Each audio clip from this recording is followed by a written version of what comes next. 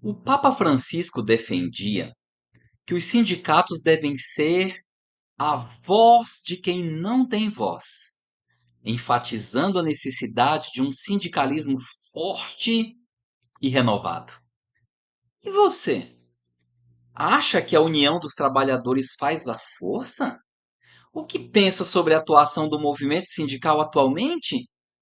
No vídeo de hoje, vamos falar da importância dos sindicatos laborais na atualidade. Meu nome é Antônio Artequilino e você está no canal Pensar com Arte.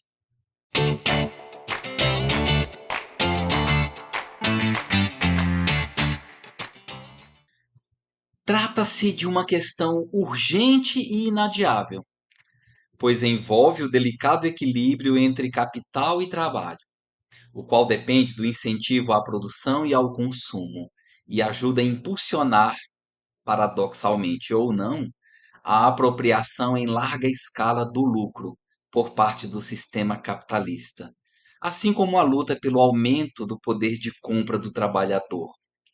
Fato este que enseja o aumento da força da organização sindical, sem apelar para o reducionismo que desconsidere inúmeras outras variáveis relacionadas ao todo dessa questão complexa. Na realidade, os sindicatos dos trabalhadores são organizações de representação dos interesses das mais diversas categorias profissionais, inseridas no contexto do mercado de trabalho. Os sindicatos são importantes? Ora, em primeiro lugar, devemos reconhecer que as entidades sindicais foram criadas com uma grande finalidade: enfrentar o grande poder econômico-financeiro dos empregadores. Não obstante, os sindicatos também devem lidar internamente com as suas próprias dificuldades, impostas pelas contradições internas, na medida em que são os sindicatos constituídos democraticamente e devem representar os interesses dos trabalhadores. Tudo isso gera polêmica, tudo isso gera discussões. Portanto, sua principal função consiste na resistência ao estabelecimento de relações de trabalho injustas e contratualmente desiguais, por meio de ações que reivindicam e organizam a classe trabalhadora no contexto de uma democracia representativa e participativa, assim como está previsto na Constituição Federal de 1988. Trabalhei como funcionário de carreira no Banco do Brasil por 26 anos. E num determinado período, fui cedido temporariamente para o Ministério do Trabalho com o propósito de contribuir com meus conhecimentos, experiências e principalmente com minha boa intencionalidade. Eu queria realmente ser útil e ajudar. Assim sendo, exerci pelo período de um ano o cargo de coordenador geral de relações de trabalho. E foi na condição de gestor público que lidei com questões diretamente relacionadas ao trabalho e ao emprego. Debrucei-me sobre a legislação trabalhista e me deparei com as inúmeras possibilidades de mediação de conflitos nos processos de negociação coletiva. O diálogo é a base de tudo. Essa experiência foi riquíssima e nela pude conviver e interagir com servidores públicos do mais alto nível técnico, intelectual e humano. Realmente, ao lado da querida equipe com a qual tive o privilégio de atuar, pude compreender de perto a riqueza do movimento sindical trabalhista e me aproximei de um contexto bastante complexo, que apresenta um panorama intrigante, o qual traz consigo também uma história de lutas e resistência, que envolve o surgimento de conflitos históricos envolvendo organizações sindicais, assim como o papel de suas lideranças e de suas relações com os trabalhadores, num processo histórico ao longo do tempo. Além disso, compreendi com mais clareza os sérios dilemas trazidos pela crise do sindicalismo nos dias atuais. E foi com imensa satisfação que ministrei cursos e coordenei seminários voltados para as dirigentes sindicais de várias partes do país, sem jamais renunciar à criticidade e à ética com a qual devemos lidar sempre que trabalhamos com temas polêmicos, controversos. Realmente, Por meio do diálogo, pude compreender a atuação do dirigente sindical do ponto de vista político do seu trabalho e da busca de visibilidade por parte dos trabalhadores e empregadores. O estreitamento dos laços que unem trabalhadores e dirigentes sindicais são decisivos para a construção de novas propostas junto aos empregadores, ou mesmo para fortalecer os movimentos de resistência e manifestação, por melhores condições de trabalho, melhores salários e assim por diante. No entanto, devo enfatizar que também testemunhei grandes desvirtuamentos de sindicatos laborais que apenas se interessavam pelas receitas advindas da contribuição sindical, menosprezando a necessária atenção a ser oferecida aos trabalhadores. Sabemos com clareza que a contribuição sindical foi extinta com o advento da reforma trabalhista de 2017, fato que exigirá do movimento sindical a capacidade criativa para se reinventar. Apesar de tudo e de todos os problemas, não podemos esquecer de forma alguma que, apesar das dificuldades enfrentadas, os sindicatos nasceram para lutar contra a exploração e a transformação do ser humano numa mera engrenagem no processo de produção capitalista. O ser humano não é uma mera peça nessa engrenagem. O que hoje observo com grande preocupação é a naturalização, e isso por parte de muitos trabalhadores, dos processos de adoecimento, estigmatização, perda de cargos, perseguições internas, assédio moral e demissões injustificáveis. Isso não pode ser normalizado.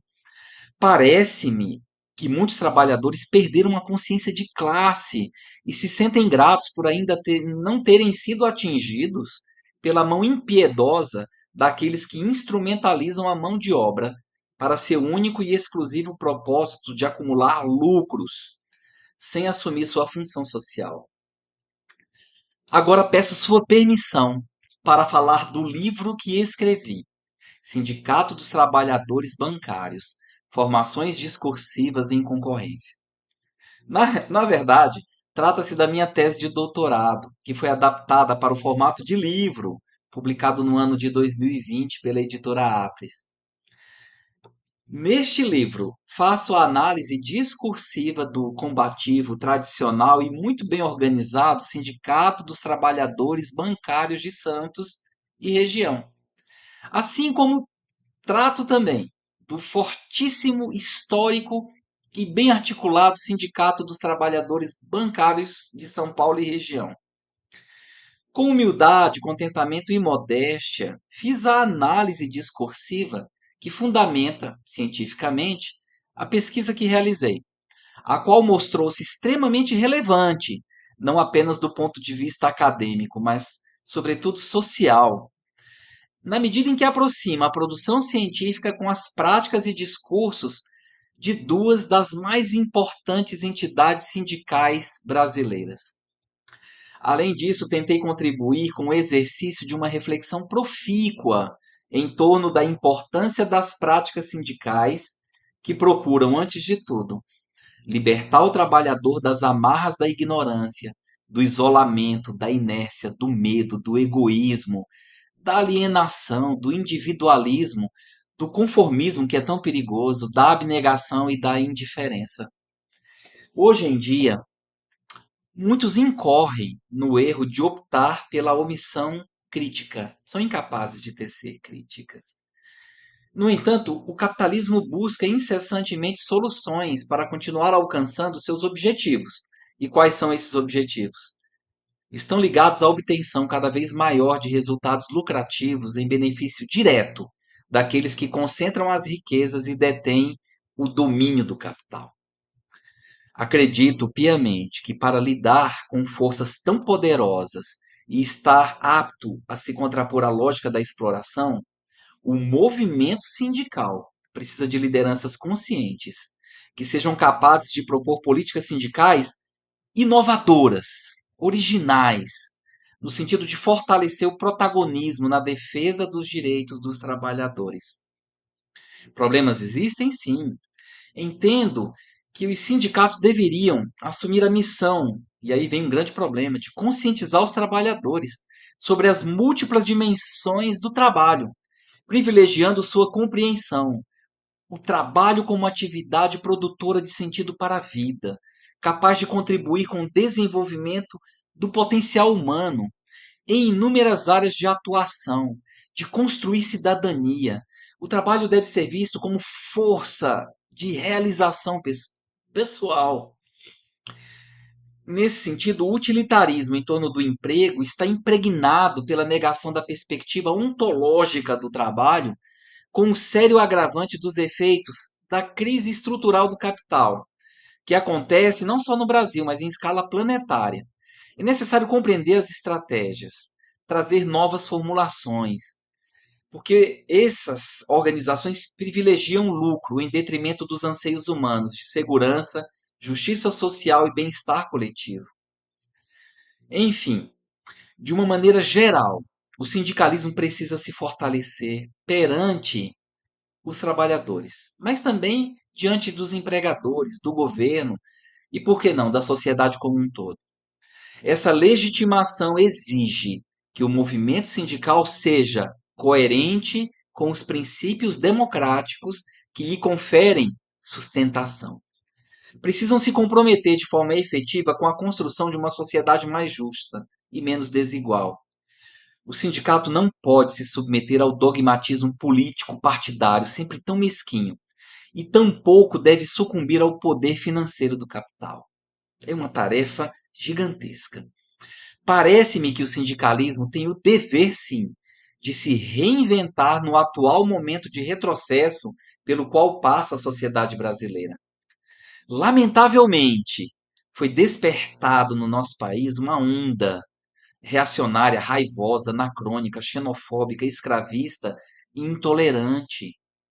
Por isso, penso que o sindicalismo brasileiro deve atuar de forma mais inteligente, considerando o fato de que lutar pelo estabelecimento da igualdade de oportunidades num dos países mais desiguais do mundo, que é o Brasil, se constitui em um grande paradoxo, mas também trata-se de um imenso, enorme desafio.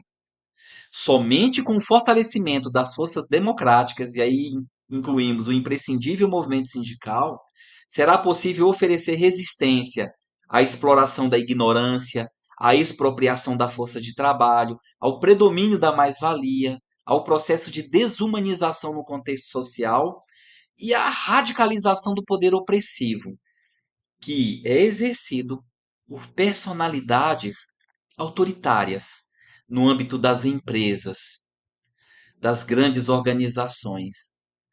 Essas personalidades autoritárias tentam a todo custo desvalorizar a democracia, minimizam a importância do movimento sindical trabalhista e comprometem assim a luta pelo bem comum. Portanto, se você ouviu discursos que procuram inferiorizar e desvalorizar o movimento sindical trabalhista, pare para pensar. Reflita sobre os objetivos do movimento sindical trabalhista e da sua importância no contexto de fortalecimento da nossa democracia. São questões urgentes, inadiáveis e importantes. E foi por isso que trouxe para você, nesse momento, uma reflexão em torno da importância do movimento sindical trabalhista. Ele precisa se reinventar. Sim, é necessário que o movimento sindical trabalhista pense em alternativas e que não abra mão da sua tarefa, da tarefa maior, que consiste em defender os interesses dos trabalhadores. Se você gostou desse vídeo, por favor, dê um like. Se não for inscrito, inscreva-se. Vamos permanecer juntos. Vamos dialogar, vamos refletir e assumir atitudes que nos ajudem a transformar a realidade. Muito obrigado, um grande abraço e até a próxima.